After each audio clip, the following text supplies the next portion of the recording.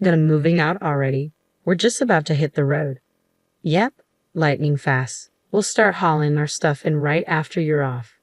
My brother-in-law, Michael, and his crew seemed to have it all figured out.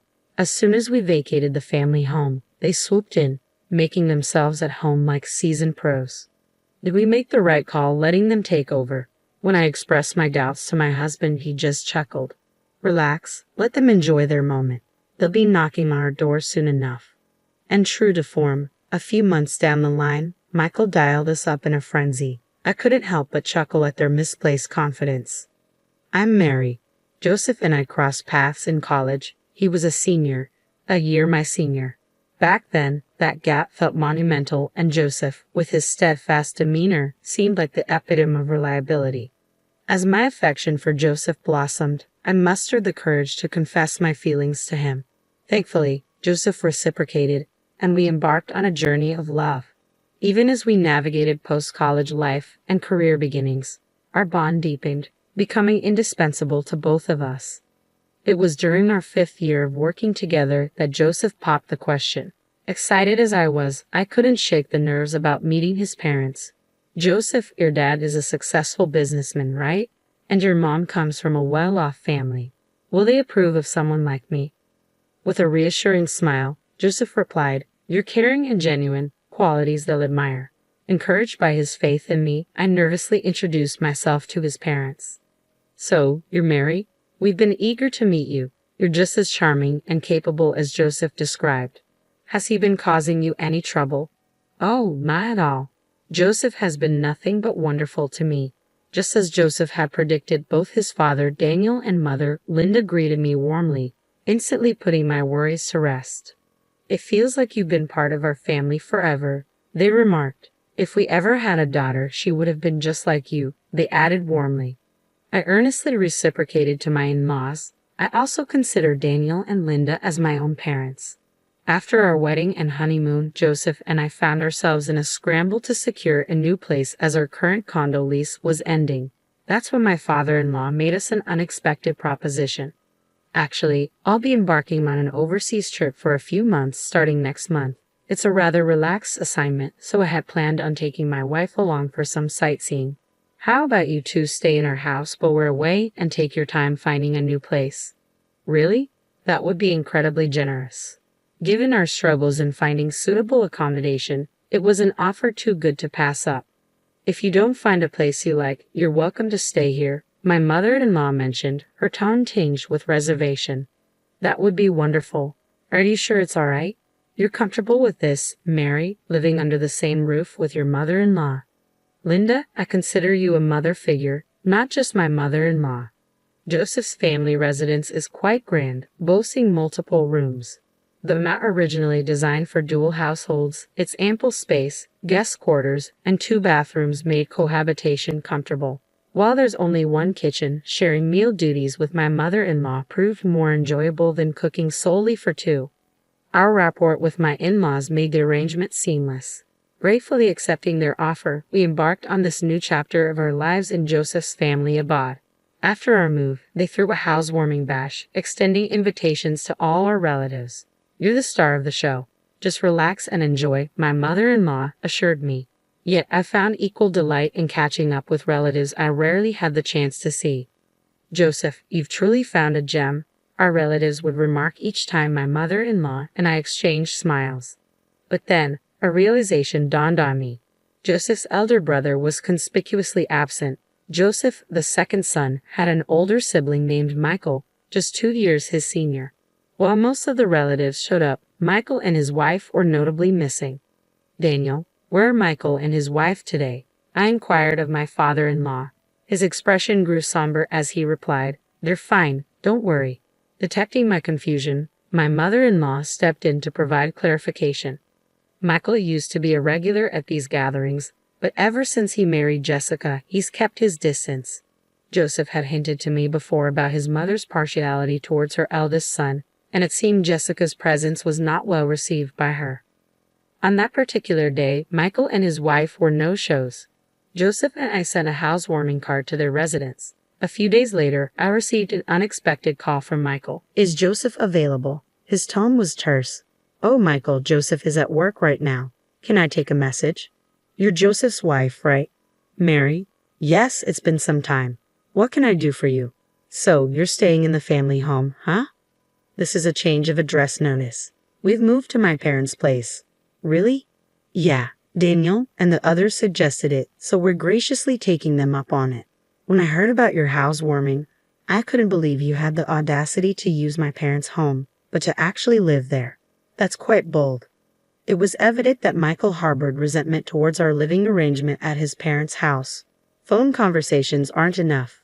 I'm dropping by this weekend for a face-to-face chat. Dad will be away on business next weekend. I don't care about Dad. I need to have a conversation with you and Joseph. Well, Joseph might have work commitments too. Seriously, then you'll do. And so, the following weekend, Michael paid us a visit. My mother-in-law appeared overjoyed to have her son home after such a long absence. Mom, you're here too. Of course, darling, of course. I've been looking forward to catching up with you, Michael. I'll be heading to Dad's next week, so I'm glad we could squeeze in some time together. Ah, right, I heard Dad landed a job overseas. Michael responded, his tone lacking enthusiasm, and he shot me a cold look. Since you've got the eldest son here, how about brewing some coffee? Oops, my bad. I apologize, hurrying to prepare the coffee, but Michael sneered. Just coffee. No snacks. You really don't get it. Usually you serve up some sweets too. Apologies, I mumbled as I dashed to fetch some snacks, but Michael halted me. You're not planning on bringing out store-bought snacks, are you? Grab a cake from that place downtown. Remember that for next time. My mother-in-law appeared content with her eldest son's visit and offered no assistance. Mary, could you go pick some up? Michael has always had a soft spot for their cakes. It seemed my mother-in-law wasn't exactly on my side in this matter either. All right, I sighed, gearing up for a trip to the store, only to have Michael add another dinner demand. Whip me up a hamburger steak, and I want demi-glace sauce. Homemade, none of that store-bought stuff. You're sticking around for dinner too. Any qualms? It's your duty as my brother's wife to entertain me. Off I went to the store and straight into meal prep. Despite his claim of wanting to chat, there was no time for conversation amidst Michael's culinary preferences. Just when I thought we could finally engage in some dialogue over dinner, Michael threw a curveball. Why are there 3 plates? Because Linda will be joining us, right? If Mom's here, it's only natural she eats too. The odd one out is you. Odd one out? Yeah, I'd like to have a quiet meal with Mom. There's no seat for you. You can't be serious. After having me slave over dinner, Michael promptly ejected me from the house. I ended up dining solo outside, returning when I assumed the coast was clear. Shouldn't we talk now? I tentatively broached the subject with Michael, who brushed it off, claiming conversation was unnecessary at the moment. What do you mean? I asked incredulously. Jessica and I have decided to take up residence here. You and Joseph will need to find another place to live.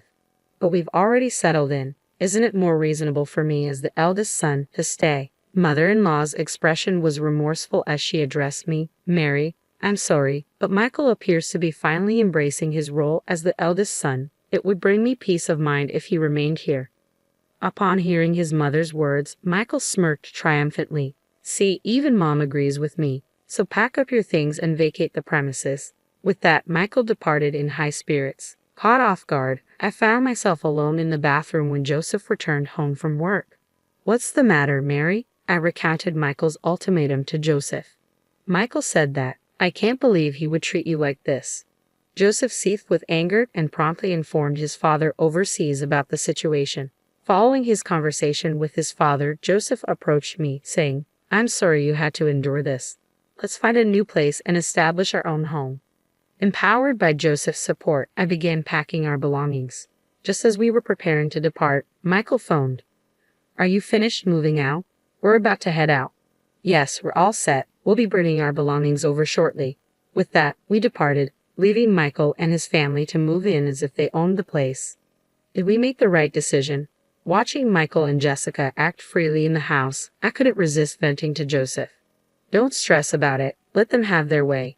They'll be the ones facing the consequences down the line. And true to Joseph's prediction, a few months later, Michael called us in a panic. Hey, Dad and Mom just reached out to me. They're on their way back from the airport. What's happening? Isn't it obvious? Their overseas assignment is finished, so they're returning home. I thought they'd be staying there longer. I hadn't heard anything about their return. I thought this house was passed down to us. Our plan was to live together once they returned. You were aware of that when you pushed us out to live here, weren't you? Jessica would never agree to cohabitate with them, but their belongings are still here, right? Where did you think they'd reside upon their return? Michael grew defensive. I assumed they left behind what they didn't need. You sold it. You sold their belongings. Yeah, Jessica suggested we make some money if it wasn't necessary. My in-laws had left behind valuable possessions like jewelry and watches. Selling those items would amount to a significant sum of money. So what happened to the money? I inquired. It's gone. We blew through it like it was a windfall, Michael admitted. And what if they find out? I pressed. I suppose it's just a matter of time, he conceded. Well, then what's the plan? I asked anxiously. Mary, can you come over and lend a hand? Michael requested. Help? Why should I? I retorted. So you're prioritizing Mom's favorite over Jessica, huh? Assist me by shifting the blame onto Jessica. It's the duty of a brother's wife to protect the eldest son, Michael implored. Don't delude yourself. I wouldn't lift a finger for a disrespectful couple like you, I rebuffed firmly. Please, I apologize for everything thus far, Michael pleaded. An apology won't rectify the situation. You should be accountable for your actions. Isn't that the principle of the eldest son? Disregarding Michael's pleas on the other end of the line, I terminated the call. Later, I discussed the matter with Joseph. Joseph chuckled. Indeed, Jessica, who never saw eye to eye with Dad and Mom, would never agree to move back in. Dad even suggested we live wherever we please until they relent and vacate. He's covering all the relocation and rental expenses. I see, Joseph responded calmly, despite his earlier anger at Michael's audacity, understanding why he kept silent. I thought if I told you, Mary, you might inadvertently warn them, Joseph explained. Apologies for not speaking up, he added. No problem. I feel much relieved now, I assured him. Michael and Jessica found themselves stranded, awaiting my parents-in-law's return with no alternative housing, depleted savings, and a terminated lease.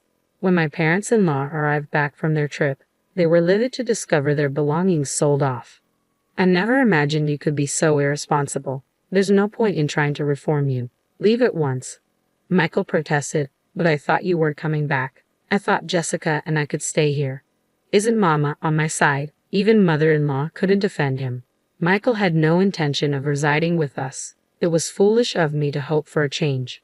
My parents-in-law presented Michael and Jessica with the bills for the jewelry and watches they had sold and promptly evicted them. We can't afford this. We have nowhere else to go. Exactly. I'm not even employed. Father-in-law berated the knave pair. Unbelievable. You squander money you haven't earned. Repayment can't wait for months. Being unemployed isn't an excuse. Find work and start reimbursing. Father-in-law's firm tone finally resonated with them. Jessica took on multiple part-time jobs, dedicating all her earnings to the repayment. Unable to meet father-in-law's monthly installment plan, Michael's salary had to fill a shortfall. Consequently, they now reside modestly in a more economical, smaller apartment. Later, mother-in-law and father-in-law visited the condominium where Joseph and I reside. Mary, I sincerely apologize. I got carried away, believing Michael could reside with us. It's all right. It's all in the past. No, it's not all right. And Mary, I'd like to pose the question to you once more. Would you entertain the idea of living with us? Mother-in-law appeared genuinely contrite. We've always recognized that mother-in-law isn't a bad person. Joseph and I exchanged a glance and nodded. Our decision was made. Absolutely, if Daniel and Linda are agreeable, we'd be delighted to return to the house. We unanimously decided to reunite as a family of 4 under one roof. This experience seems to have deepened the bond between my in-laws and me even further.